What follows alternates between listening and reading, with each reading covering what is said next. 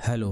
आज का गाइस हम लोग का जो ट्रेड इनिशिएट हुआ है इसके बारे में देख लेते हैं। आज पिछले कुछ दिन से थोड़ा ब्रेक था हम लोग का और आज हम लोग का ट्रेड फिर से स्टार्ट हो गया है। वही हम लोग का बैंक निफ्टी में एक लॉट का ट्रेड था। इसके बारे में हम लोग देख लेते हैं कि आज प्रॉफिट हुआ लॉस हुआ। ऐसे जो आप देख सकते हैं कि हम लोग का जो बाइंग प्राइस था 647 पे था और सेलिंग था 702 पे, और हम लोग लिए थे कॉल साइड का पोजीशन बैंक निफ्टी को देखते हुए जो प्रीवियस चार्ट था उसके हिसाब से। अब ये समझ लेते हैं कि ये ट्रेड हम लोग क्यों बनाया, कहाँ स्टॉप लॉस रखे, कहाँ टारगेट रखे, साइकोलॉजी क्या था इसके पीछे, इस सारी बातों को देख लेंगे। तो उसके लिए हम लोग को आना पड़ेगा बैंक निफ्टी के चार्ट पे। और बैंक निफ्टी के चार्ट पे जो हम लोग का एंट्री पॉइंट था वो एंट्री पॉइंट हम लोग का लगभग आपका इसके आसपास था।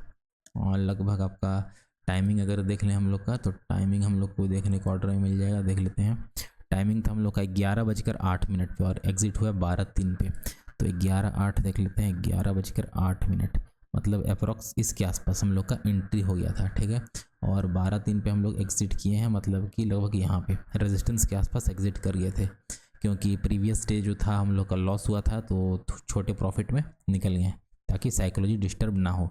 तो ये हो गया साइकोलॉजी और प्रॉफिट टारगेट का, प्रॉफिट बुकिंग का बात। अब समझ लेते हैं यहाँ हम लोग पोजीशन क्यों बनाए कॉल साइड का। तो सबसे पहले उसको समझने के लिए देखेंगे कि हम लोग मार्केट सेलिंग में था, सेलर्स अच्छे प्रॉफिट में है।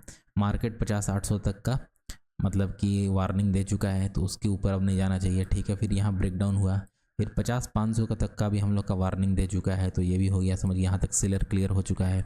अब इसका समझ लेते हैं कि 50-500 से जो ब्रेकडाउन हुआ हम लोग का, तो इसमें कुछ सेलर लोग आए होंगे और फिर यहाँ भी आए होंगे, तो यहाँ कुछ बायर लोग भी आ रहे होंगे। तो यहाँ जो बायर लोग आएंगे मार्केट उसको निकाल दिया, फिर यहाँ कुछ बायर आए होंगे तो मार्केट इसके जब क्लोजिंग प्राइस के नीचे आया तो यहाँ इसको निकाल दिया होगा।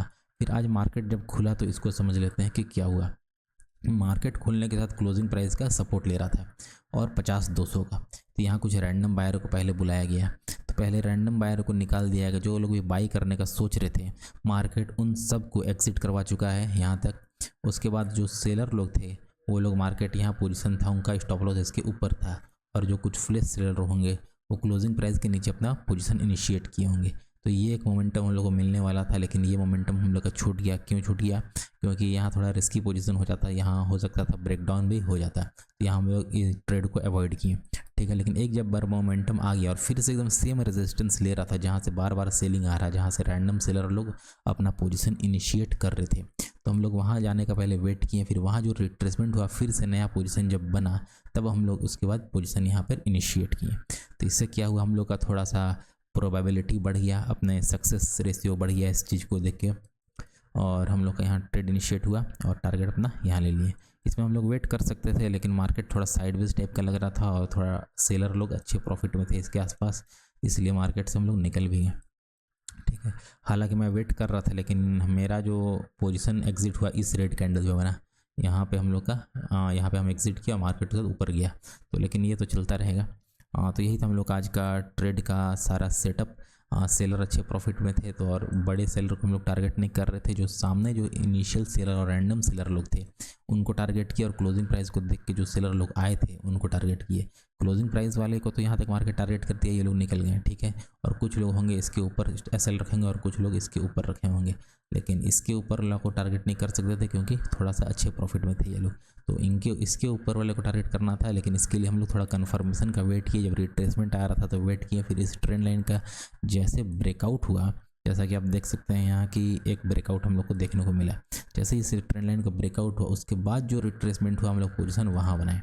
तो सारा चीज़ों को समझ के देख के चलना है, मनी मैनेजमेंट करना है, रिस्क मैनेजमेंट करना है, जो कि सबसे सबसे सबसे ज़रूरी है इंट्राडे ट्रेडिंग में। तो इस बात को समझिए कि मार्केट में ट्रेड कैसे करना है, स्टॉप लॉस हम लोग को कहाँ मिलेगा, ऑपरेटर क्या सोच रहा है, रिटेलर क्या सोच रहा है, तभी अपना पोजीशन बनाइए। तो यही था हम लोग का आज का ट्रेड। पोजीशन देखिए लिए हम लोग, और ऑप्शन में अगर देखें तो हम लोग का पोजीशन यहाँ पे बना था और एग्जिट हम लोग का यहाँ पे हुआ। ये मंथली कॉन्ट्रैक्ट है, जैसा कि पता होगा कि हम लोग का तो मंथली कॉन्ट्रैक्ट ही चलेगा बैंक निफ्टी में। तो आज का ट्रेड हम लोग का लगता है कि वीडियो यहीं हो गया है समाप्त। अब कल हम लोग देखेंगे इसके आगे का प्रोसेस, कि कल हम लोग को ट्रेड कहाँ करना है और आज 3 बजे तक मार्केट क्या क्लोजिंग देता है, उसके हिसाब से कल का सेटअप बनेगा। तो आज की वीडियो के लिए इतना ही रखते हैं। मिलते हैं आप लोगों से कल। Thanks for watching.